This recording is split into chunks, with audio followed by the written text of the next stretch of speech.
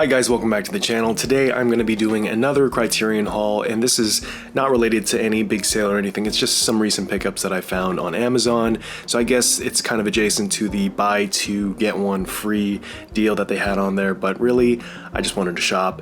So I hope you guys enjoy this video. And as for the Batman v Superman reaction video, that is in the works. As you guys knew from the first one, that one was really hard to cut and edit together, and I am having the same issues with the second one. I might just have to throw on the Henry Cavill and Ben Affleck face-off picture that I had on the last one. I really don't want to do that, but it might be what I have to resort to. So be patient with me. It is coming out if you guys are waiting for that. But if not, you know, enjoy this video. So, onwards. Now the first film I want to talk about is House, which is a movie directed by Nobuhiko Obayashi, directed in 1977. It is a Japanese horror slash comedy slash mystery. It's pretty much every single genre in a movie that you would ever want, and it's in this just beautiful gem of a movie. I feel like if you watch this movie, you're gonna have a very mixed reaction to it, but I highly suggest that you watch it. My honest thoughts about this movie is that I really loved it. It's just a movie that I really connected with the weirdness of it all.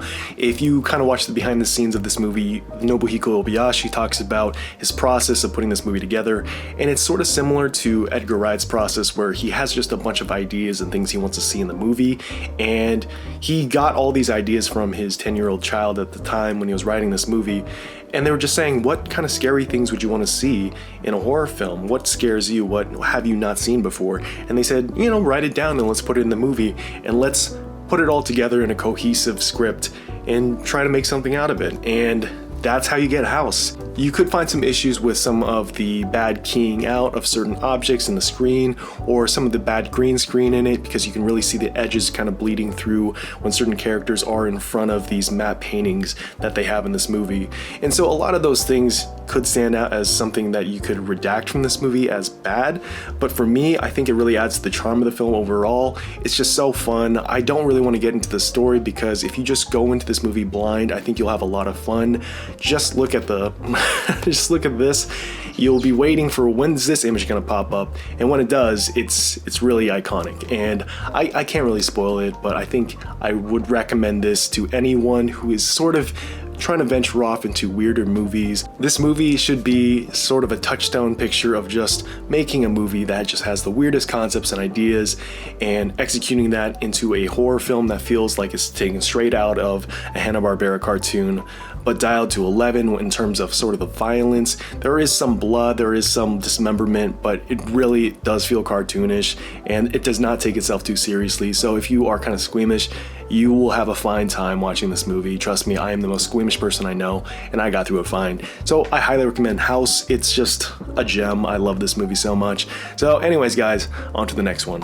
The next film I want to talk about is Ingmar Bergman's The Seventh Seal, a movie that I've already watched, but I wanted to get it on a Criterion disc just because, I don't know, I just saw it on sale. Thought might as well. This film was shot in black and white. The movie was released in 1957, and it stars Max von Sydow, the late Max von Sydow, rest in peace. But one of his best performances and one of the most iconic images that you'll ever see in cinema, which is him playing chess with death.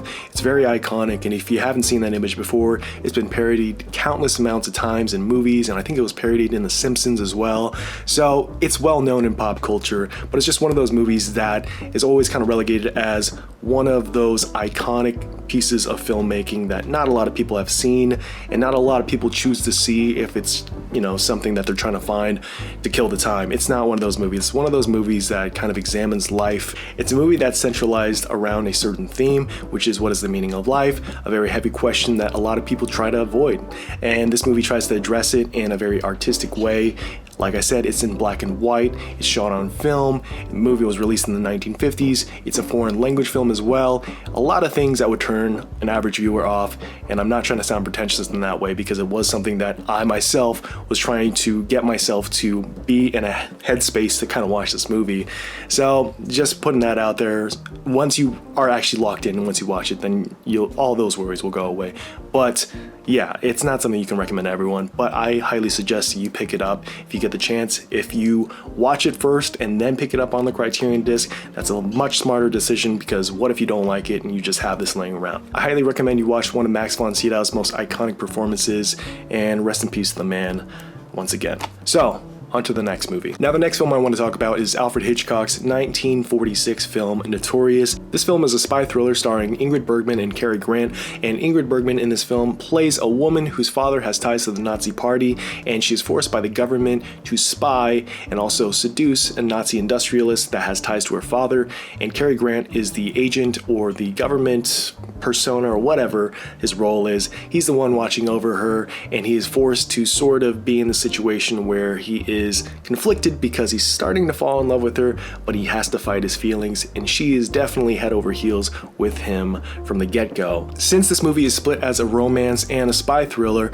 you would hope that this movie would be more romantic, but in reality it's really not. It's more people just talking about how much they love each other without really showing that affection. There are things in this movie that would not fly in 2021, but that is for obvious reasons. This movie was released in the 1940s, so if you are not a fan of hypermasculinity, if you are not a fan of slut shaming, this is not your movie, but you have to keep in mind and have a frame of mind that you are watching a film in the 1940s, and you basically have to just get over yourself. You cannot let those things be a setback to how you perceive this movie, so you have to look at the characters overall. How do they change? How do they develop? And the biggest flaws I can say is back to that romance, but the spy thriller aspect of it all, the suspense of it all, Hitchcock once again blows it out the water. It's fantastic. I really love this movie. It moves along very quickly. The pacing is beautiful. The movie is superbly shot. That last shot is just mwah. And if you watch this movie, you can kind of see the inspiration that he'll take between that relationship between the Nazi industrialist and his mother. The name of the character is escaping me. I think it's Alex. I'm pretty sure it's Alex, but the relationship between Alex and his mother, you can kind of see the early buddings of what he's going to do with Norman Bates in Psycho, so that's really interesting to see. So I highly suggest you go watch Notorious, pick it up on the Criterion channel if you want, but also just get it on physical copy, like me, if you want to. So I don't know why I'm telling you what to buy. You don't have to listen to me. But yeah, great movie. Now the next film I want to talk about is Wes Anderson's 1996 film, Bottle Rocket. This was Wes Anderson's first feature film based off a short film that he developed to kind of kickstart this movie. And I can say for a fact that this is not one of my favorite Wes Anderson films by a long shot.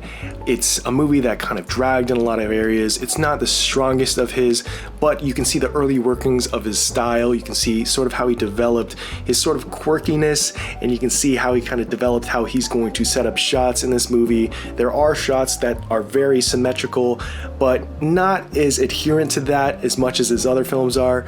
But yeah, you can see his early style in this, and you can see him kind of develop into an auteur, and that's interesting enough to want to watch this movie. And the reason I bought it on physical was because I got it for a lot cheaper, and I kind of want to have all the Wes Anderson films at home in a physical copy, so that's sort of the idea. So I had to pick this one up.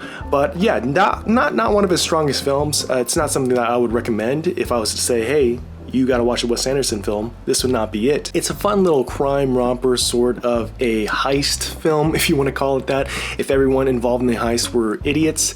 But you get to see early performances from the Wilson brothers, Owen Wilson, Luke Wilson. You get to see a very short appearance of James Caan, but the times he's in the movie are just brilliant. And yeah, you just overall get to see kind of the buddings of what Wes Anderson is about to become, sort of like how Following was for Christopher Nolan. So yeah, it's not something I recommend as his best, but it's definitely a movie you should watch if you are very interested in how he developed his style. So that is all I'll say about Bottle Rocket. Yeah.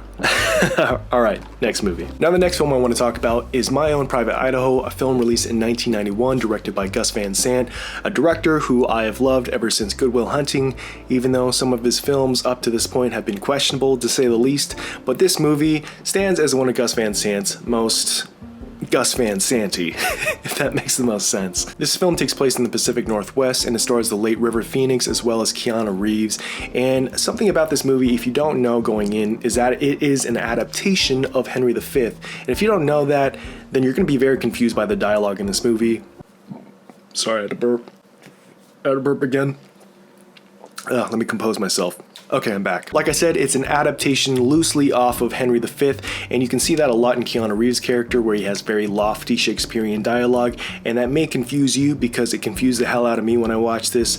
I was expecting sort of a kind of straightforward, early 90s grunge kind of feel movie that kind of touches on homosexuality at that time, but no, I got something way entirely different than I was expecting, and I think that was one of the things about this movie that really caught me off guard, and by the time I finished the movie, I really didn't know how to feel. It's one of those movies you have to kind of develop an interest in outside of it just being a movie. You have to kind of be interested in what the process was for Gus Van Sant, and it's one of those movies that's more interesting outside of the actual movie than what's actually inside the movie. But that's not to negate anything in this movie. In a lot of ways, this movie reminds you of Midnight Cowboy and how we are seeing a different side of prostitution. We're seeing a side that's not just glorifying the fact, they're not looking at the sexualization of it all. They're looking at the characters, the human beings behind it. And that's one of the interesting things about this movie. And one of the threads that this movie establishes is River Phoenix's longing, one-sided love with Keanu Reeves' character. Throughout this movie, there's this deep sadness of River Phoenix's performance that really ties this movie all together. And I think that's one of the things that really makes this movie stand out is River Phoenix. He's so brilliant in this movie. He carries the performance with such grace and with such oddity at times. And also, he really sells the fact that he's narcoleptic, because throughout this movie he'll have narcoleptic episodes where he just shuts down and people around him have to shuffle to take care of him and make sure he's being safe and not being taken advantage of because of his situation and where he is.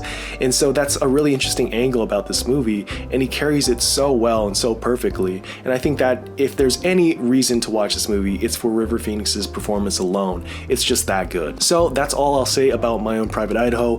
That's it for the Criterion haul. I do have more haul videos coming up soon, and I'm starting to realize that if I don't post one every week, I lose a subscriber. It's a weird thing, and I don't know if it's intentional. Maybe it's just my brain overthinking things. But if you guys really want those, I do have more coming. Just please be patient. Please stick around. And yeah, guys, remember to like this video if you enjoyed it so far. I hope you guys enjoyed those mini reviews. I hope I didn't brush through them too quickly. Did you guys pick up anything at the Amazon buy two get one free deal? Let me know down below. I'm throwing a lot of questions your way, but overall, just like the video if you enjoyed it, and to also subscribe if you want more videos. Like, you know the drill, okay, guys? So thank you so much, and yeah, as always, guys, I will see you later.